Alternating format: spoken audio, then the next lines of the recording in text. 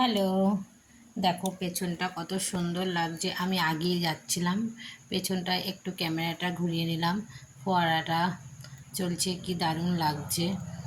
আর আমরা সবাই একটু হাঁটছি, মানে পুরোটাই ধরো ভেতরটায় তো হেঁটে হেঁটে দেখছি এই দিক থেকে ওই দিক থেকে, কি ভালো লাগছে। মনে হয় কোন দিক থেকে কোন দিকে যাব, সেই কারণেই একটু ঘুরে ঘুরে আমরা দেখছিলাম। আর আমাদের না আসার কোনো ঠিক ছিল না, হট করে আমরা চলে এসেছি। রাত 11:30টার সময় আমরা সবাই ঠিক করলাম, আমার বান্ধবীরা সবাই মিলে, পাশের বাড়ির, ওরা সবাই রাত্রিবেলায় ফোন করে আমায় বলল যে আমরা সবাই যাচ্ছি চলো। দিয়ে আমাদের কথা বলল, দিয়ে আমার বর বলল আমি তো যাব না, দোকান আছে, যেতে পারবে না। আমি আর আমার ছেলে গেলাম ওদের সাথে। মানে হঠাৎ করে, মানে আসা রাত্রি 11:30টায় ঠিক করে সকালবেলা তাড়াতাড়ি করে কাজ বাজ সেরে হট করে বেরোনো, এটা না আমার কাছে খুব ভালো লাগে।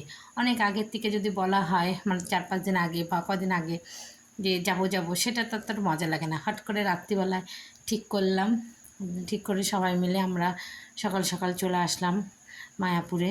বেশ ভালো লাগছে। আর আমরা সবাই হাঁটছি, কেউ এদিক দিয়ে যাচ্ছে, কেউ ওই পাশ দিয়ে যাচ্ছে। আমি একটুখানি হাঁটতে হাঁটতে কথা বলতে বলতে একটু ভিডিও করছিলাম, আর চারিপাশটা একটু দেখছিলাম। দেখতে দেখতে আর চলছে। দেখো, ভীষণ ভালো লাগে কিন্তু মায়াপুরটা। মায়াপুর আমি ছোটোর থেকেই আসতাম, আমার বাড়ি যেহেতু মায়াপুরের কাছে ধুবুলিয়াতে, সেজন্য ছোটোবেলার থেকেই আমি অনেকবার মায়াপুরে এসেছি। আবার বিয়ের পরেও আমি মায়াপুরে এসেছি। মায়াপুরটা আসতে আমার খুব ভালো লাগে, কেননা এইটা মানে খুব ভালোবাসার একটা জায়গা মায়াপুরটা, সে কারণেই আর মায়াপুরটা আমার ভীষণ পছন্দ। দেখো সবাই আমরা হাঁটছিলাম, হাঁটতে হাঁটতে পা ব্যথা হয়ে গেছে।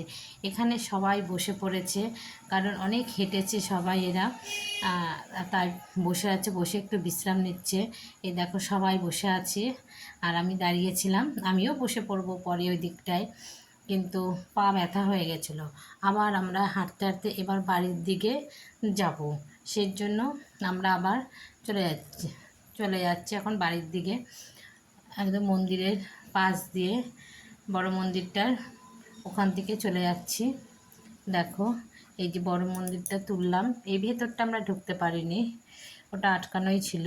এই যে এখান থেকে, এখানে না আবার সবাই দেখি গান করছে ঠাকুরের, হরে কৃষ্ণ, এখানে ঠাকুর বার করেছে, বার করে সবাই এখানটায় কীর্তন করছে। এই যে এখানটা দিয়ে ঠাকুরও আছে।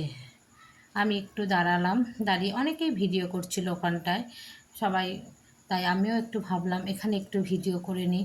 এদের গানটা তো আমার এখানে দেওয়া যাবে না, কারণ এখানটায় খোল করতাল বাজছে, সেজন্য গানটা আমি বন্ধ করে দিলাম, দিয়ে নিজের মুখে কথা বসিয়ে নিলাম। এই দেখো এই যে ঠাকুর রয়েছে এখানটায়, এখানে কীর্তন হচ্ছে। একটুখানি দাঁড়িয়ে একটু ভিডিওটা করে নিলাম। এই দেখো ঠাকুর, কেননা গানটা এখানে দেওয়া গেলে যদি কপিরাইট পড়ে যায়, সেজন্য আমি এখানে গানটা না দিয়ে আমি আমার কথাটা বসিয়ে দিলাম মুখে, সে কারণে। এবার আমরা আস্তে আস্তে মানে রাস্তার দিকে চলে যাচ্ছি, বেরিয়ে যাব। এই দেখো এখানটা বেরোনোর মুখে আমরা এই পাশটা দিয়ে অনেক দোকান, আমি ভেবেছিলাম প্রথমে একটু দোকানে যাব, কিন্তু মানে যাওয়া আর হয়নি। আমার ছেলে গেছিলো, একটা ছোট গীতা কিনলো, ছোট্ট একটা গীতা কিনেছে। আগেও একটা ও গীতা রাখতো সাথে, মানে রাস্তাঘাটে চলাফেরা করে তো ওর জন্য একটা গীতা ও রাখে।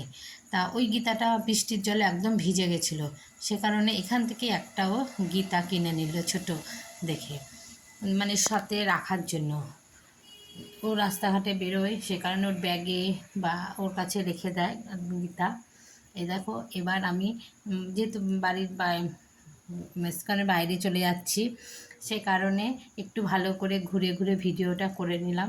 আমার মুখ থেকে বেরিয়ে গেছে বাড়ি, আসলে না, ইস্কনের ভেতরে। ওই জন্য এরকম আমি বেরিয়ে গেলাম, বেরিয়ে গিয়ে এবার আমরা টোটো ধরবো, টোটো ধরে ঘাটে যাব, গঙ্গার ঘাটে যাব। গঙ্গার ঘাট পার করে স্বরূপগঞ্জ গিয়ে ওখানে আবার আমাদের গাড়ি আছে, আমরা ওখান থেকে বেরিয়ে একদম শান্তিপুর। এই দেখো কি সুন্দর বাইরেটা, একটুখানি ভিডিও করে নিলাম।